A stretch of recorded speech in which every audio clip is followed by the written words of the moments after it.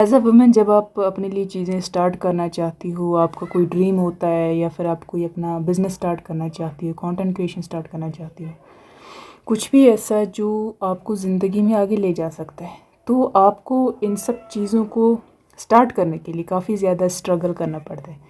ये इतना आसान होता नहीं है जितना आपको बताया जाता है कि लड़कियों को तो घर में खर्चा नहीं देना पड़ता, उनके लिए तो चीज़ें आसान होती हैं। ऐसा बिल्कुल भी नहीं होता। आपको टाइम ही नहीं मिलता। बहुत मुश्किल होता है आपके लिए चीज़ों को आगे ले जाना या फिर अपने ड्रीम पे काम करना। 4 ऐसी प्रॉब्लम्स जो स्टार्टिंग में ही आके आपके रास्ते में खड़ी हो जाती हैं। पहली प्रॉब्लम है मैरिज प्रेशर। सोसाइटी की तरफ से, फैमिली की तरफ से आपके ऊपर दबाव बना दिया जाता है कि आप शादी कर लो।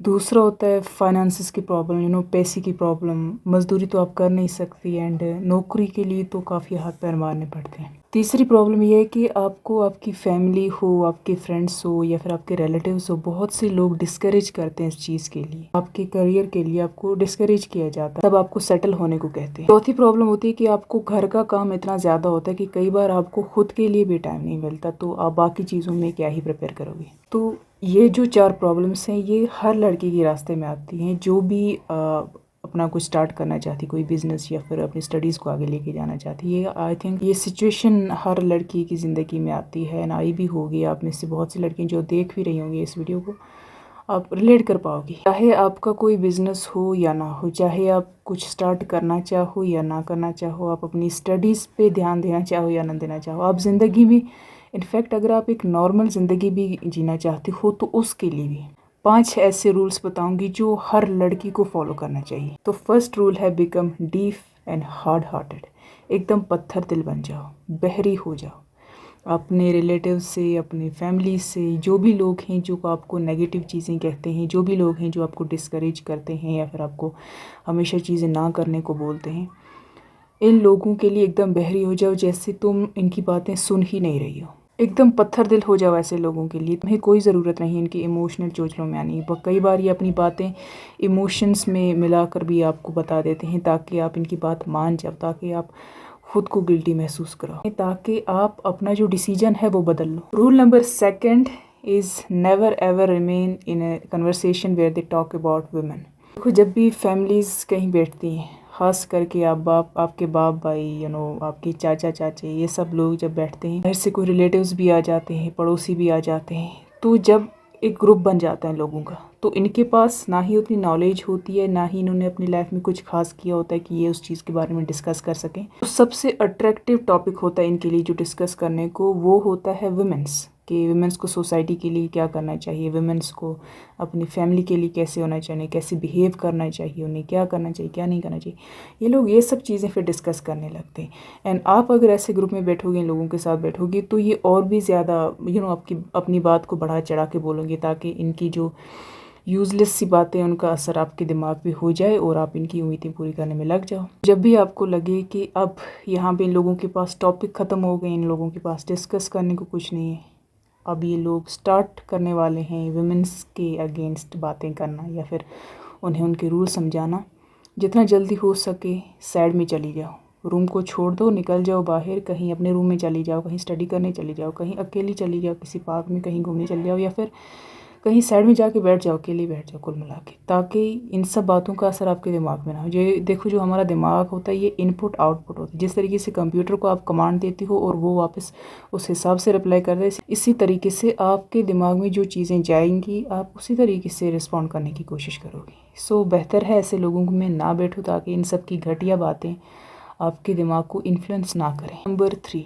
Try to find out some successful women. देखो, इंटरनेट की बहुत बड़ी पावर ये है कि आप इसका हर तरीके से इस्तेमाल कर सकते हो। सही इस्तेमाल भी कर सकते हो, गलत इस्तेमाल भी कर सकते हो, अपने फ़ायदे के लिए इस्तेमाल भी कर सकते हो और अपने ख़िलाफ़ भी इस्तेमाल कर सकते हो। तो आपके इन्वायरमेंट में हो सकता है ऐसी औरतें आपको ना मिले।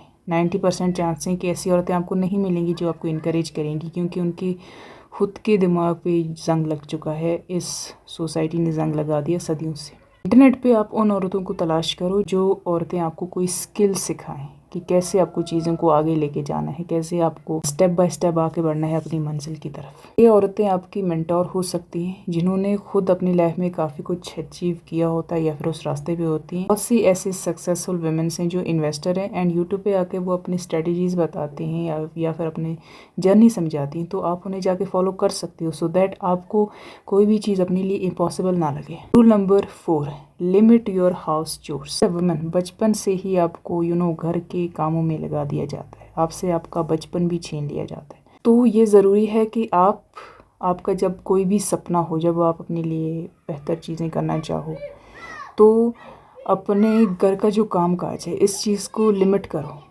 अपने लिए वक्त निकालना सीखो। मुझे पता नहीं है कि आपका क्या बिलीफ सिस्टम है, लेकिन मैं ऐसा मानती हूँ कि अगर एक फैमिली में 6 से 7 लोग हैं और एक ही फैमिली की एक ही जो औरत है वो पूरा दिन काम काज में लगी रहती है, उससे खुद के लिए टाइम नहीं मिलता, खुद के लिए कुछ बिल्ड करने के लिए टाइम नहीं मिलता, कुछ लर्न करने के लिए टाइम नहीं, खुद को समझने के लिए उसके पास टाइम नहीं है। इनफैक्ट वो इतना ज़्यादा कामों में लगी है, तो आई थिंक वो उस फैमिली का हिस्सा नहीं है, वो वहाँ पे एक सर्वेंट है या फिर उसे सर्वेंट समझा जा रहा है, इसीलिए उसकी इस हालत पे ध्यान नहीं दिया जा रहा या फिर उसे कोई टाइम देने की कोशिश नहीं कर रहा।